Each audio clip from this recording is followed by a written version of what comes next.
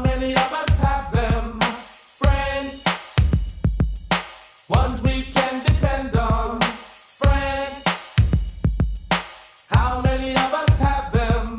Friends, before we go any further, let's be friends. Friends is a word we use every day.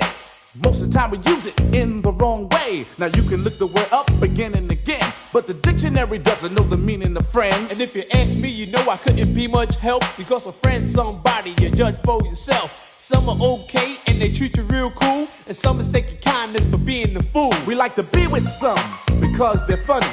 Others come around when they need some money. Some you grew up with around the way, and you're still real close to this very day. Homeboys through the summer, winter, spring, and fall.